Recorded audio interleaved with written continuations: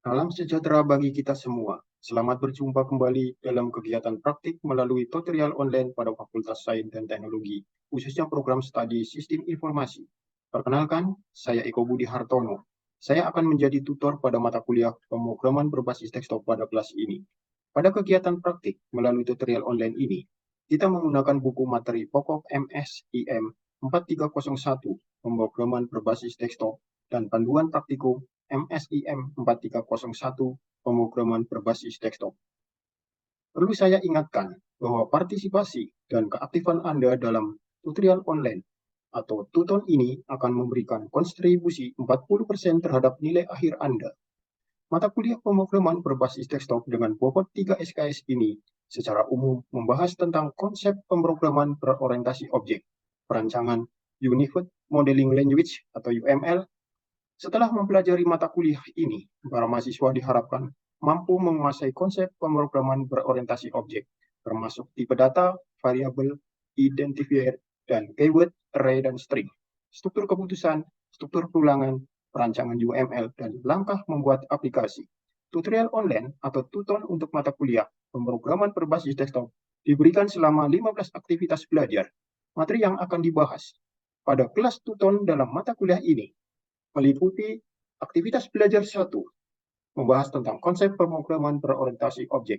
Aktivitas belajar 2, membahas tentang tipe data, variabel, identifier, dan keyword.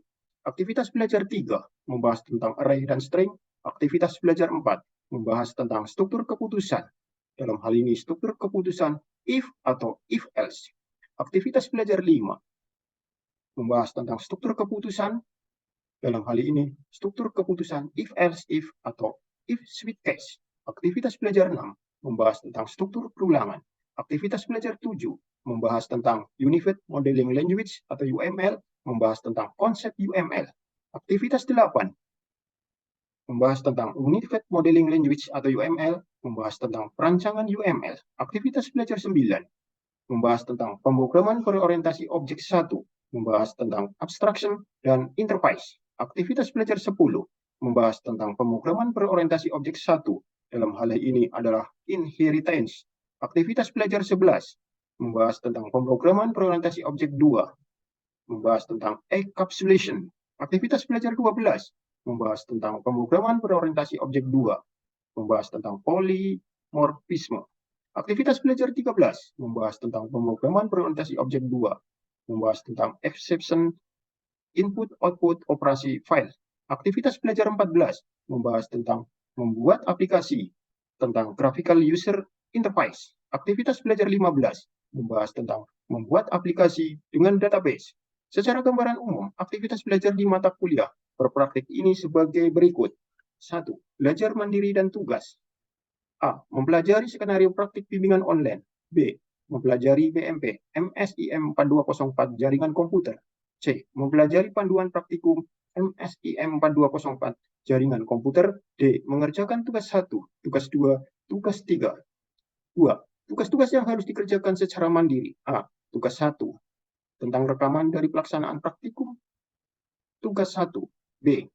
Tugas 2 tentang rekaman dari pelaksanaan praktikum. Tugas 2. C. Tugas 3 tentang rekaman dari pelaksanaan praktik. Tugas 3. 3. Berperan serta secara aktif dalam tutorial atau bimbingan melalui A. Tutorial online atau tuton dilaksanakan secara asinkronus. B. Tutorial webinar dilaksanakan secara sinkronus atau tatap muka secara online sebanyak 3 sesi dengan durasi maksimal 2 jam atau 120 menit per sesi. Pada setiap sesi kegiatan kelas tuton, para mahasiswa akan mendapat kesempatan untuk berdiskusi, baik dengan peserta tuton lainnya maupun dengan tutor. Kemudian juga akan mendapat tugas tutorial sebanyak 3 tugas, yaitu tugas 1, aktivitas belajar 4, tugas 2, aktivitas belajar 8, dan tugas 3, aktivitas belajar 12.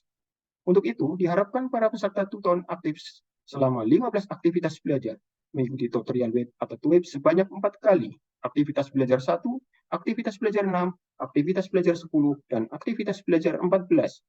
5. Forum diskusi pada aktivitas belajar 1, aktivitas belajar 2, aktivitas belajar 4, aktivitas belajar 8, aktivitas belajar 12 sebagai sarana untuk diskusi dengan tutor dan mahasiswa lain mengenai pengerjaan tugas jika mengalami kendala, masalah, atau terdapat pertanyaan. Demikian informasi singkat tentang tutor. Apabila ada hal-hal yang ingin ditanyakan atau didiskusikan, Anda dapat menuliskan melalui forum diskusi dan kita dapat mendiskusikan bersama dengan teman-teman dalam kelas ini. Selamat belajar, tetap semangat, dan semoga sukses.